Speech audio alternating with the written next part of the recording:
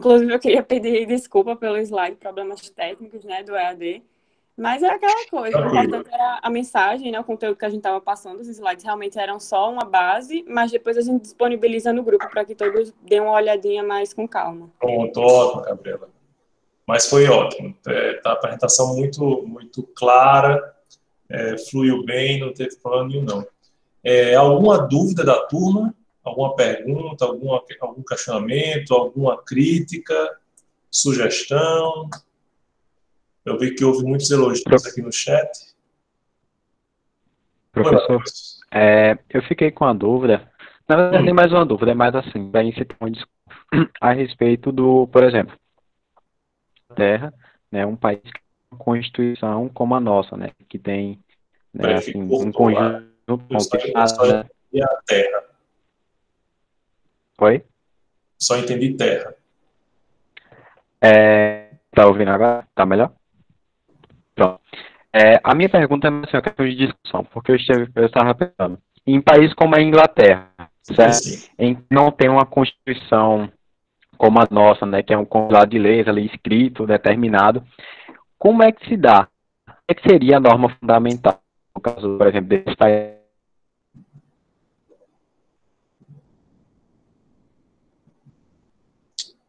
Foi mais uma questão assim, acho, para a gente refletir, para a gente discutir mesmo, porque, assim, ficou pairando essa questão. Perfeito. Vocês compreenderam a norma fundamental hipotética como sinônimo da Constituição? Não. Não. E o que é a norma fundamental hipotética? É uma norma que está acima até da Constituição, que dá fundamento de validade às demais normas. Ela é uma norma suposta para poder tipo, fechar o ordenamento, para ficar um sistema completo. Perfeito. Porque as normas inferiores vão tirando validade nas superiores até que se chega à Constituição. E a Constituição tira validade da onde? Aí Kelsen elaborou essa teoria. Perfeito. Agora, a gente sempre tem essa resposta, mas assim, que norma é essa? Onde é que a gente vai encontrar? Igual aquela pergunta, no Globo Repórter de hoje, vocês vão ver. Norma fundamental hipotética. Onde vive? O que come? Né? Professor? Oi, Alisson. Pelo que eu entendi, essa norma ela nunca vai poder ser escrita. Porque no momento que ela for escrita, ela teria que se apoiar numa norma superior. Então, no caso, o Kelsen disse que ela é uma coisa hipotética, né? Assim. Isso. Como Marina falou, é um pressuposto, não é uma norma posta, é uma norma pressuposta. Mas é uma fantasia, o Tiago está dizendo aqui, não existe uma fantasia para validar as outras normas. Mas ela consiste em quê? Se é uma norma, ela traz uma obrigatoriedade, né? Ela tende a uma... A vontade da sociedade, não, professor? Que ela tende, é o que Kelsen disse, que a norma superior, ela representa, pelo menos no texto que eu li dele, representa isso, a vontade, eu interpretei isso como a vontade da sociedade, em um determinado tempo e um determinado espaço geográfico. Seria a vontade da sociedade? Eu acho que seria, tipo, parecido com a resposta do Alisson, mas uma vontade das forças políticas que tem, tipo, redundância, maior força na sociedade, né? Naquele momento histórico. Certo. Não, pode falar, Marina, pode falar. Não, é porque, enfim, algumas coisas que eu li, eu vi que, tipo, seria assim, você interpretar a norma, você redigir uma norma, é tipo um ato de vontade. E aí é como se essa norma pressuposta fosse, tipo, uma coisa pensada, um ato em pensamento, uma coisa assim. Eu, uma vez lendo, li alguma coisa desse tipo. Não seria um ato de vontade, mas uma coisa meio que um ato de pensamento, uma coisa pressuposta. Certo. Kelsen, na verdade, fez uma reformulação na sua obra, né? Porque a gente conhece teoria puro direito como aquela pedra fundamental do seu substrato científico, mas ele depois desenvolveu a teoria, inclusive acrescentou alguns nuances, né, à sua teoria pura, principalmente na teoria geral do direito do Estado. E aí ele deixou de falar em norma fundamental hipotética para falar em norma de ficção, porque quando a gente fala em hipotética, talvez traísse um pouco e talvez desse aso à crítica que se fez a ele, como se fosse, como se quebrasse um pouco essa vamos dizer assim, essa abstração ou esse pé no chão que ele requeria tanto que a ciência do direito tivesse, independentemente das outras ciências. Então, norma de ficção talvez tenha feito mais jus à sua teoria. Mas, de todo modo, não é uma norma escrita. Mais ou menos o que vocês falaram. A norma de ficção, a norma fundamental hipotética, ela não é escrita, ela é pressuposta, ela dá sentido à própria hierarquia de normas que é imaginada por Kelsen, né? Agora, tem uma questão que eu queria que fosse melhor esclarecida. Cristiano, quando fez a exposição, pelo que eu entendi, disse que acima da Constituição pairam as normas de direito natural. É isso mesmo ou eu entendi errado? Foi o que eu disse.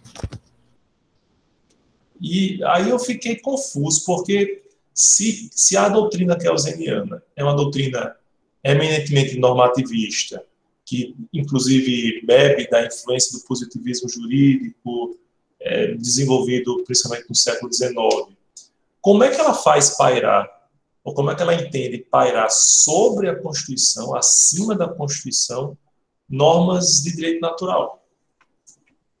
Eu quis dizer, tipo, como se as normas positivas elas fossem baseadas nas normas do direito natural para serem, tipo, criadas.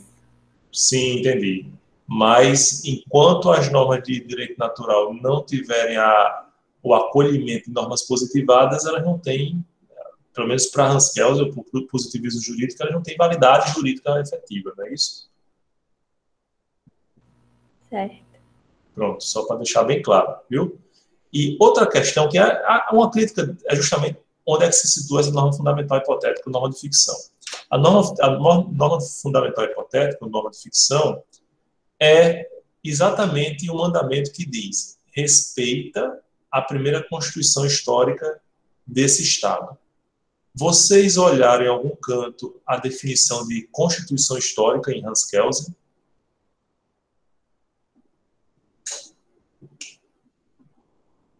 Porque, às vezes, há uma confusão. Quando a gente fala em primeira Constituição histórica, por exemplo, quando eu falo do Estado brasileiro, a primeira Constituição histórica não é a Constituição de 1824, né, do Império, ou, tampouco, a primeira Constituição republicana de 1891. Mas a primeira Constituição histórica é o ato normativo constitucional, de natureza constitucional, que rompe com o ordenamento jurídico anterior, né? Então, Michel Temer, por exemplo, diz que a primeira Constituição histórica brasileira, nessa perspectiva, é o ato institucional número 5. Porque, naquele momento, a ordem jurídica brasileira foi rompida. Às vezes, mas como assim o ato institucional número 5? Não tem a Constituição de 88 depois? Sim, mas a Constituição de 88 só foi possível a partir de uma emenda à Constituição de 67 e 69. Certo? Então, não houve ruptura. Foi tudo desenvolvido no âmbito da normalidade constitucional. Entende? Então, quando há ruptura de natureza política, ou seja, extrajurídica, aí sim se instaura uma nova Constituição histórica. Certo? E a norma de ficção é justamente respeita a primeira Constituição histórica. Ou seja, por que a pressuposta? Porque não precisa exigir isso de ninguém. O próprio funcionamento do ordenamento jurídico depende dessa observância. Eu não preciso ter isso colocado em lei, ou colocado na Constituição, ou em qualquer outra norma escrita, porque isso já se subentende de qualquer cidadão, certo? Dos cidadãos como um todo. Entende? Então, isso efetivamente é o que é a norma de ficção de Hans Kelsen. E a crítica é que isso, não sendo escrito, vulnera um pouco a normatividade que ele quer ver tão bem representada para o próprio direito. A norma fundamental, exatamente, Cartanjari, a norma fundamental, ela depende da obediência à primeira Constituição Histórica. No momento em que há uma ruptura política, né, normativa, ruptura de natureza constitucional, efetiva, e isso se dá a partir ou de revolução ou da criação de um novo Estado, eu tenho uma nova Constituição Histórica. Se, por exemplo, estão falando aí, né, em convocação de uma Assembleia Constituinte para a votação de uma nova Constituição. Se isso for feito dentro das regras do atual modelo constitucional, ou seja, a partir de uma emenda constitucional que preveja essa convocação, a gente não vai ter uma nova Constituição Histórica, porque não houve ruptura revolucionária, ruptura política. É o que aconteceu com o Chile, né? Então, houve uma convocação. Agora, se o presidente, por exemplo, convocar as Forças Armadas e fechar o Congresso e desconsiderar o arcabouço jurídico atual para fazer uma nova Constituição de caráter revolucionário, aí a gente tem uma ruptura política e, portanto, a construção de uma nova Constituição Histórica. Certo? Professor, Oi, Tiago. Sobre esse assunto, só para me corrigir aqui o que eu pensava antes, né?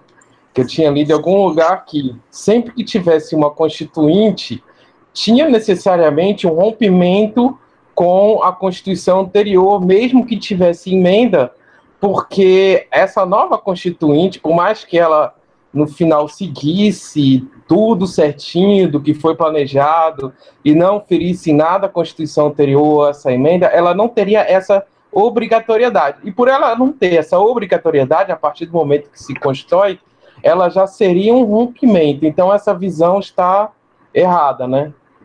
Veja, segundo o entendimento de Constituição Histórica de Hans Kelsen, né? Professor? Então, há uma ruptura, mas veja, se essa ruptura aconteceu pela previsão na própria Constituição anterior, ela não é uma ruptura normativa, vejam. É uma ruptura política, melhor dizer. Professor? Foi não, Yuri?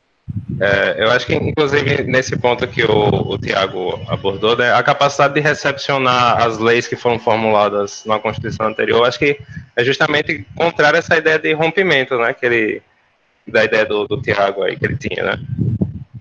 Exato. Mas veja, isso de acordo com o entendimento particular de Hans Kelsen, certo? Porque, sem dúvida alguma, a Constituição de 88, que a gente observa, o que representou a Constituição de 88 em nossa história constitucional, obviamente a gente se coloca diante de uma ruptura, né? Então a gente deixa para trás, pelo menos teoricamente, a gente deixa para trás todo o ranço ditatorial, autoritário do regime constitucional anterior, da Constituição de 67 e 69, e instaura um novo período democrático. Mas essa instauração dependeu de uma emenda à Constituição anterior, então não houve ruptura política, não houve revolução. Foi um processo político englobado ou perfilhado dentro do regime constitucional anterior. Certo? Tranquilo? Outra questão que eu queria discutir com vocês, pessoal, é que quando o Tales falou, por exemplo, ele falou da impossibilidade de desvincular o direito de outras ciências. Kelsen pretendeu isso mesmo? Ou o que representou isso? O que é que significa isso? Impossibilidade de desvincular... Professor, Foi não. pelo que eu entendi, ele procurou isolar, na verdade, trazer à tona um objeto de estudo específico, né? Pelo que eu entendi foi isso. A intenção dele era tirar a contaminação das outras ciências em relação ao objeto de estudo, porque, na verdade, um dos grandes métodos de Kelsen foi exatamente trazer um caráter científico definindo o objeto de estudo. Esse objeto seria específico do direito, né? Por exemplo, você tirando assim a contaminação de outras ciências, como a psicologia, a sociologia, mas nas leituras que a gente fez, ele mesmo coloca que os críticos, né, de Kelsen, mesmo colocam que isso não isola muito pelo direito das outras ciências, né? Na verdade, eu acho que a intenção dele foi muito mais no sentido de purificar o direito como ciência, porque o que torna a ciência, vamos dizer assim, seria o objeto de estudo e o método, né, específico, e eu acho que a intenção dele era essa. A gente sempre comete alguns deslizes quando vai falar do direito por causa dessa, a gente já falou desde as nossas primeiras aulas, né, da pluralidade de sentidos, na multivocidade de sentidos, né, e causa alguns equívocos. Quando a gente fala da purificação, a purificação está na ciência do direito, não no direito, né? Kelsen não admite o direito como puro. Obviamente, ele recebe influência da economia, da política, das ciências sociais, da cultura, né, dos valores de uma forma geral. Mas a ciência do direito, que vai estudar o direito, essa sim tem que ser pura. Então, porque na verdade, ele trata da questão muito mais, né, professor, epistemológica, né? Ele está exato. lá trazendo a filosofia do direito mesmo, ele está buscando purificar a ciência do direito, e não é a prática do direito, porque isso é impossível, como o professor está dizendo aí, né, você não tem como estudar direito sem ter uma visão psicológica, né, o estudo do direito impõe isso, mas atenção Cuidado, que... você falou assim, não tem como estudar o direito sem considerar, segundo Kelsen tem. Praticar o direito, na verdade, eu usei a palavra errada. Isso, Praticar o direito. aplicar, criar. Isso. Mas estudar o direito parte de um pressuposto específico da ciência do direito. Exatamente. E aí é que está a pegadinha, né? Kelsen diz, não, para estudar o direito, eu só preciso da ciência jurídica. Eu não posso estudar o direito, pelo menos não fazendo ciência do direito, né? Não posso estudar o direito a partir de um viés ou de um prisma sociológico, econômico ou político. Essas são outras ciências. Para eu estudar o direito, eu tenho que partir do referencial e do instrumental da ciência do direito. Oi, quem foi que falou aí? Assim, justamente, como ele tenta transformar as ciências jurídicas em si, né, com o seu objeto, que é a norma, ele define claramente o objeto, e também o método dele é evitar justamente o sincretismo metodológico, né, porque Miguel Reale, ele disse que o direito nos anos 30 ainda não tinha se firmado como ciência, como as outras ciências que já eram, mesmo não sendo ciências duras, como a matemática, a física, elas já eram consideradas ciências. E é difícil, por exemplo, a história e a arqueologia, é muito difícil saber quem é a ciência e quem é o ramo. E a sociologia e a antropologia. Então, geralmente, uma ciência acaba engolindo a outra. Mas o que eu achei muito interessante, comentei isso com o grupo, foi que Kelsen, para fazer essa ciência genuína, a ciência jurídica como ciência genuína, ele recorre ao positivismo. E o positivismo, quando a gente estuda, por exemplo, história, geografia, quando ele publica a teoria pura do direito, ele já estava sendo superado. Porque, por exemplo, a escola dos análises, que é a história que rejeita o positivismo, é dos anos 1929, ou seja, antes da obra de Kelsen.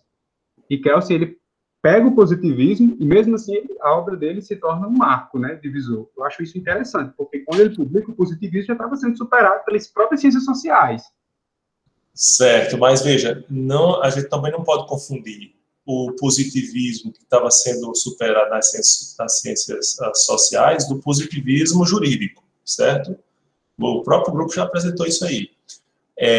E por que é que vocês acham que a gente escolheu 6 correntes epistemológicas jurídicas e botou uma sendo positivismo, outra sendo normativismo de Kelsen? Por que não colocou num bolo só? O que é que vocês acham?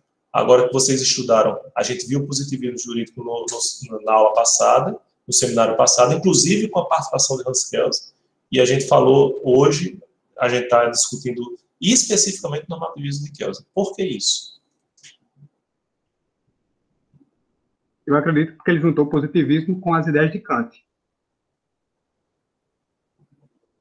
E o que é que vai diferenciar o grupo do positivismo aí? O normativismo de Kelsen do positivismo jurídico lá do século XIX. O Tiago está dizendo aqui é para reforçar pela importância, exatamente. Então, eles vão achar que eu sou kelseniano, né? Apesar de ter admiração pela obra de Kelsen, pela sua grandeza e importância, né, no século XX, eu não sou kelseniano não, tá? Professor, assim, né, a gente quando eu estudava não, que eu estudo até hoje, né, mas quando eu estava acadêmico de geografia, né, a gente estudava essa base filosófica da geografia. Tem o pai da geografia, né, é aquele que sistematizou e institucionalizou a geografia como ciência, né, que é Humboldt. Aí você tem, na verdade, Humboldt, ele trouxe a base, mas depois vieram outros alemães e franceses que trouxeram à tona essa visão da geografia como ciência, né? Institucionalizaram, exatamente trazendo o quê? Essa visão de um método específico e um objeto de estudo, que é o espaço geográfico, por exemplo. Tá? Então, aí a gente vendo a grande mérito, pelo menos do que eu li aí, lógico que ele tem inúmeros outros, mas para mim o que ficou bem claro aí é esse caráter de sistematizar e definir o objeto de estudo. E essa purificação era importante naquele momento, para afastar epistemologicamente o direito das outras ciências, para ter um método específico, para aí avançar no estudo das ciências jurídicas. Perfeito. Alguém do grupo positivismo? Professor, eu acho muito voltado para isso que o Altair falou. É uma questão mais de especificidade, né? O normativismo de Kelsen tem questões muito particulares que, apesar de pertencer ao positivismo jurídico, acho que merece, né, uma atenção mais voltada para a corrente dele. Você vai... Oi, Cristiano. Seria porque a teoria de Kelsen o direito não está submetido ao princípio da causalidade? Ou não? Talvez a resposta a essa diferenciação talvez esteja mais relacionada à própria primeira pujança da teoria de Kelsen, né? Então, ele, dentro do viés positivista que surgiu no século XIX, ele percebeu que mesmo o positivismo da época ainda sofria dessa influência no momento em que se valia deliberadamente de outras ciências para se desenvolver. Então, da matemática ou de outras ciências sociais, ele entendia que o estudo tinha que ser basicamente um estudo específico a partir de uma ciência do direito ou de algumas ciências do direito, né? A causalidade, de alguma forma, ela se verifica tanto no positivismo jurídico, né? O que é que o positivismo instaurou, de uma forma geral? A tentativa de que a gente pudesse prever, com alguma segurança, a partir da ciência, causas a partir de efeitos, né? Então, se alguém descumprir a norma, vai acontecer isso. Se alguém comete um crime, vai acontecer aquilo. Se alguém joga um giz no ar, acontece isso. Entende? E se alguém, por exemplo, vamos supor, se alguém é de determinada raça, vai ter determinados comportamentos, né? Então, isso no entendimento que, dentro da antropologia jurídica, que foi muito aceito no início do século XX, e a gente viu como ele foi nefasto, né, para instaurar segregação, racismo e até a barbárie nazista em relação ao povo judeu e a outros tantos, os eslavos e pessoas com deficiência, etc. Mas a causalidade está presente como um todo. nessa tentativa de se valer da ciência para a resolução de todos os problemas ou para dar alguma previsibilidade desses efeitos, né, das consequências desses efeitos. Mas Kelsen desenvolveu uma teoria que terminou consolidando uma forma de positivismo que foi muito mais combativa do que aquelas que se apegavam demais apenas à lei, né? Então, se a gente imaginar o empirismo exegético do século XIX, não havia um estudo do direito civil, havia um estudo do Código Civil. O direito civil era o Código Civil, né?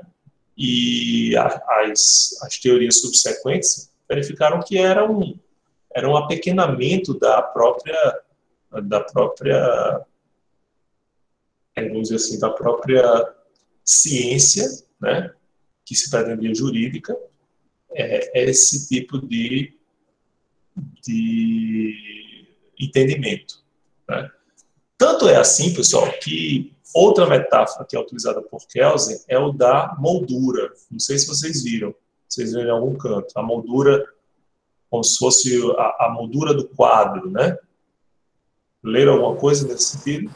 Já estudei sobre isso. Então, diga aí, Maria, o que é que você viu? Que é a interpretação do jurista, que tem que seguir o ordenamento, né? E o ordenamento seria justamente essa moldura, porque ele não poderia ultrapassar esses limites.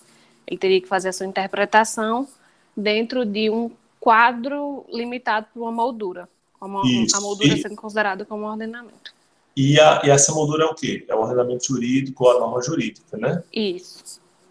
Professor, Oi. eu queria falar um pouquinho repercutir um pouquinho a notícia de hoje, né? Eu acho que todo mundo viu aí o que aconteceu, né? O estupro compulsório. Desculpa. O que aconteceu aí, que o cara acabou sendo condenado por estupro absolvido, na verdade, né? Absolvido, né? E, na verdade, quem acabou sendo culpada foi a moça. E assim, ela foi vitimada mais uma vez, ela foi vitimada no ato de violência, ela pode ter sido vitimada quando foi ouvida na delegacia. Na audiência também, né? E aí depois na audiência novamente. Professor, aí falou aproveitando aí o gancho, né? Essa questão da moldura não estaria dentro disso aí, né? Essa interpretação não foi muito estranha, que foge essa questão da moldura, né? Né? Parece que foge todas, porque a gente está estudando agora direito, mas o próprio senso comum vê isso como muito estranho, né? Então, pode ser estranho, e se tornou uma coisa estranha até para os juristas, né?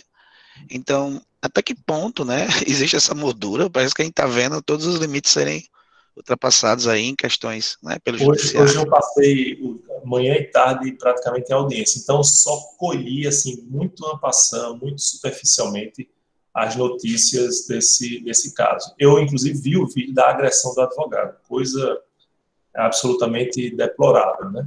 Terrível. Exato. É realmente de se lamentar que uma pessoa dessa possa em pleno século XXI, né, num país que se diz democrático, em que a dignidade da pessoa humana está lá como corolário da própria Constituição, a gente se deparar com uma situação dessas. Então, a vítima é como se fosse a acusada, né? Então, realmente é deplorável.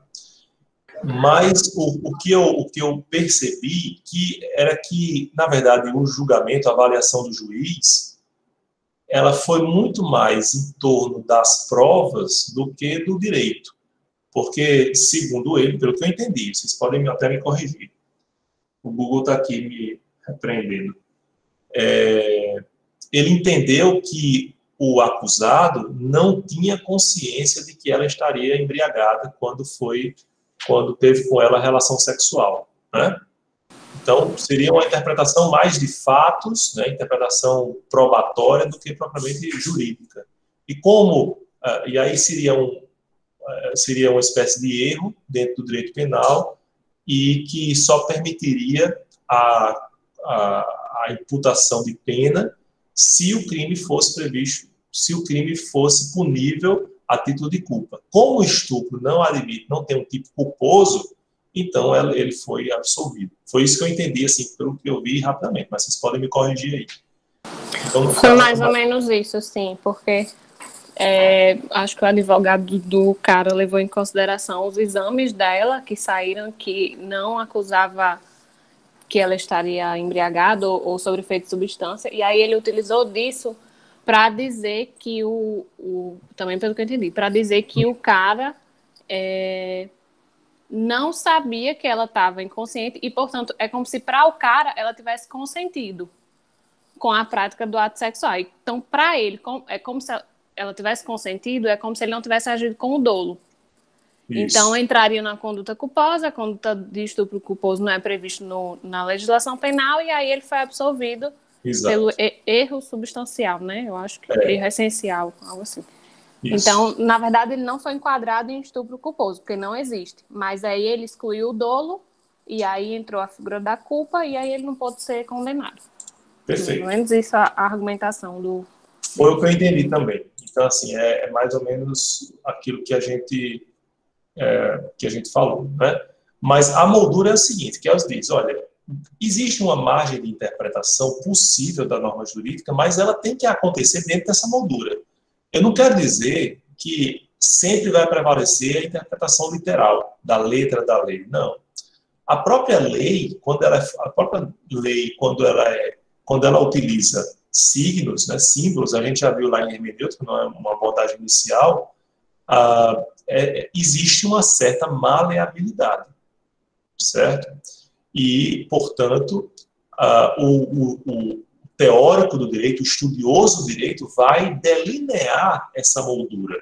Vai dizer, juiz, quando você for decidir, você pode decidir dentro desse espectro, né? Essa moldura pode comportar uma interpretação boa, uma interpretação arejada, uma interpretação responsável, ou uma má interpretação. Como um quadro, uma tela em branco, pode acolher tanto uma obra de Dalí como a obra do meu filho de 2 anos, né? Que para mim vale mais do que a obra de Dalí, né? Mas, enfim, vamos falar aqui sobre o aspecto subjetivo da arte. Mas vejam, essa moldura é construída a partir do estudo do direito, da ciência do direito, certo? Por isso que não cabe, como a gente viu lá em interpretação, não cabe ao intérprete doutrinário, segundo Kelsen, definir o que é que vai preencher essa tela em branco. Como é que vai se preencher essa tela em branco? Mas eu preciso definir essa moldura. Esse é o nosso papel, segundo Hans Kelsen. Ô, certo? professor, Foi, não. agora deixa eu tirar uma dúvida. O que seria a moldura é o ordenamento jurídico, né? Mas o que Isso. compõe o ordenamento jurídico? São as As normas normas legais, As normas as normas jurídicas, como um todo. a doutrina também. A doutrina, não a doutrina, porque a doutrina já é o que vai se debruçar, né, é o trabalho de interpretação, de construção a partir dessas normas. Certo. Ela Porque não tem... assim, se as normas Veja que, jurídicas... inclusive, a doutrina não está lá na pirâmide que foi apresentada. Eu levantei a dúvida porque se as normas jurisprudenciais fazem parte do que está sendo chamado de doutrina, então a liberdade do juiz, ela não está limitada por nada, na verdade, né? Assim, nessa analogia aí da moldura, né? Porque ele faz jurisprudência, né? Então ele define o que é a moldura, na verdade.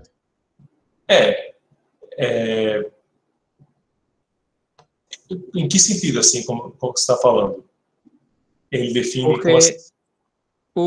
as normas jurisprudenciais não são definidas pelo judiciário, pelas decisões dos juízes. Sim. Então, nesse caso concreto que foi colocado do estupro, o juiz, no julgamento desse caso, ele está contribuindo para a jurisprudência. Ele está contribuindo para o ordenamento jurídico. Então, ele está, numa pequena medida, definindo a moldura. Então, não há o que limite a decisão dele, nesse caso, né? Na verdade, ele tá pintando o quadro. Isso. Ele utilizou de outras normas do ordenamento, outros princípios, que seria a moldura, para ter um tipo de interpretação.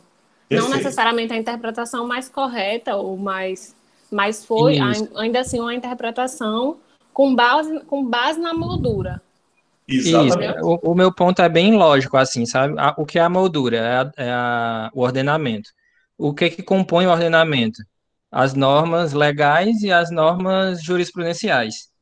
O que compõe as normas jurisprudenciais? Inclusive a decisão desse juiz. Então, a Exato. decisão desse juiz compõe a moldura. Então, A decisão, não há o molde ele tá criando a moldura, entendeu? Dentro de todo o ordenamento a jurídico. moldura já está criada. Na verdade, ele está pintando o quadro. E não evolui, essa moldura não muda com o tempo. Ela não pode ser extravasada, ela pode ser modificada se houver vontade de construção do direito. Você pode fazer readequações nessa moldura, mas depende de outras circunstâncias dentro da teoria dinâmica, né, de Hans Kelsen, de construção de novas normas abstratas ou concretas, específicas. Sim, eu estou só seguindo aí um silogismo lógico, né? Se tem alguma falha, eu não consigo identificar. Mas o que esse juiz fez foi pintar o quadro. A moldura já estava posta. O que é que ele utilizou? Ele se valeu lá do artigo 20 do Código Penal, dizendo que dizia que quando a pessoa comete um erro em relação a algum elemento constitutivo do tipo penal, ele não responde por dolo, mas apenas por culpa, se o Código Penal, se a lei penal comportar a punição por culpa. Eu acho que eu entendi o que o Alisson quer dizer. Eu acho que ele está querendo dizer assim, vou colocar numa sequência cronológica para ficar mais fácil. O juiz lá pegou a situação jurídica do país em determinado momento e tinha uma moldura pronta. Nessa moldura cabe as leis, o ordenamento e a jurisprudência de outros juízes anteriores a ele. Aí, a partir do momento que ele tomou uma decisão, por mais que essa decisão seja errada, ela vai entrar na jurisprudência e vai passar a fazer parte da moldura do quadro do ordenamento jurídico brasileiro. Eu acho que seria esse o raciocínio que ele quer colocar, porque já que a moldura o ordenamento e a jurisprudência, né, supondo que a decisão dele vai ser ratificada, né, que a gente não acredita que vá e tal, que não vai ser derrubada numa instância superior, ele estaria transformando a moldura do ordenamento jurídico com essa decisão. Acho que foi por aí que ele quis dizer. Porque no caso a decisão não é uma jurisprudência, né? É uma sentença. Exatamente. A sentença é pintar o quadro. A jurisprudência, Exatamente. Se isso futuramente for levar ao Supremo e virar jurisprudência, aí sim seria a moldura. Mas Perfeito. Isso aqui, enquanto decisão, eu acho que ainda é a pintura do quadro também. Exato. Agora sim, vai abrir precedentes? Pode ser que abra ou pode ser que não, pela repercussão que teve, né? Exato. Isso vai servir como modelo para outras decisões parecidas. Aí sim a gente teria uma reconstrução dessa moldura. Entendi agora, Alisson. Mas só nesse caso. Não é só a decisão dele que vai permitir essa construção, entende? Sim. Pode ser uma coisa isolada. Então não tem efeito nenhum sobre a construção dessa moldura. Certo? Algo mais, pessoal? Alguma outra dúvida? Pergunte, senão eu vou perguntar. Sobre aquela questão da distinção do positivismo e normativismo. Sim. Acho que, de forma resumida, eu não consegui entender o porquê das duas nomenclaturas. E aí? Me ajuda, então. Alguém do grupo?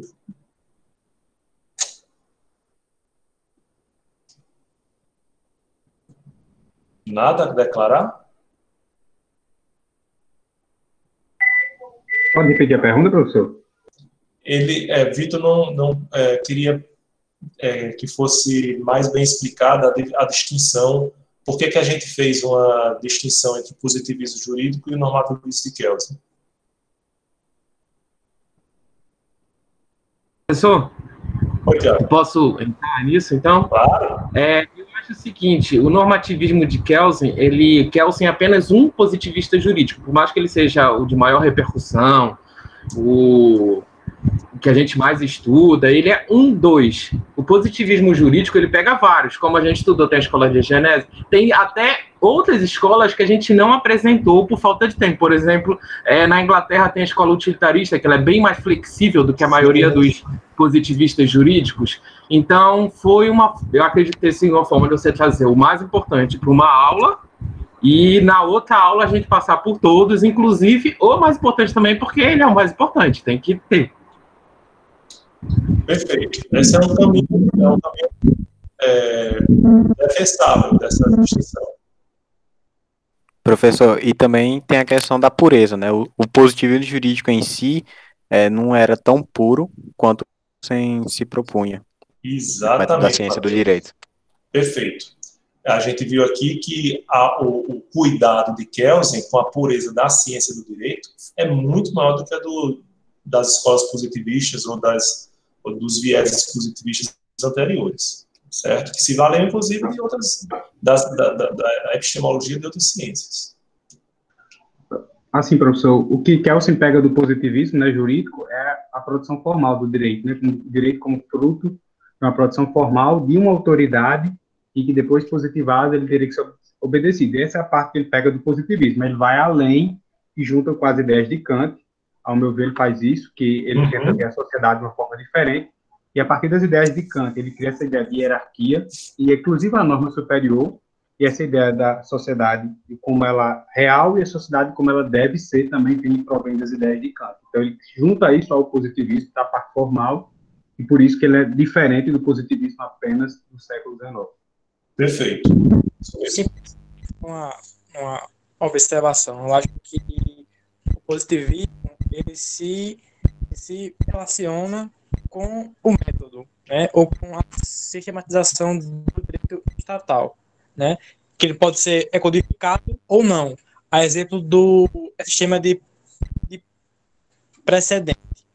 Já o normativismo, ele consiste na redução de toda a realidade do direito ao universo normativo, né? Ou seja, tudo o que não é contemplado na norma consistiria em um instrumento de materialização do direito. Perfeito. Ok, pessoal? Oi, Vitor. Eu acho melhor eu guardar a dúvida e a gente discute, eu leio um pouco mais, tá? Porque acho que como o tempo deu, posso ter de outra forma. Mas obrigado ao grupo e ao professor. Pronto. Pessoal, a gente está chegando aqui às 8h30, né? Eu quero parabenizar o grupo, né, por mais uma apresentação muito interessante, muito esclarecedora, né, de mais uma corrente. E aí a gente vai partir agora para duas correntes de pensamento bem revolucionárias, né, na próxima aula. Então, esse formalismo que a gente tem, o Tartanjak já está adiantando aqui, bem polêmicas, né? A gente vê o formalismo, esse ascetismo, né? A ciência do direito pura, mesmo a ciência, o justnaturalismo como algo que busca uma racionalidade, mas ainda num aspecto muitas vezes metafísico. E aí a gente vai para duas correntes que sentem o cheiro dos conflitos, que sentem a putrefação acontecendo na sociedade, né, de relações sociais, de degeneração de valores e tal. E isso a gente vai ver na próxima aula, certo? Andressa?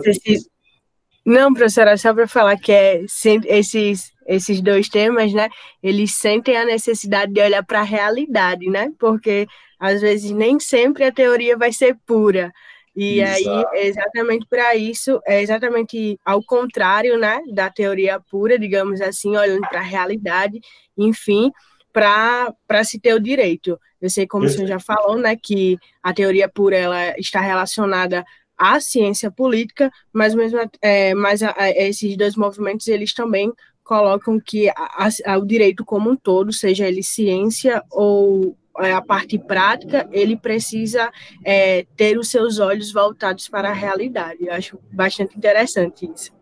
Perfeito. É isso mesmo, Andressa. Bom, pessoal, então vou interromper aqui a gravação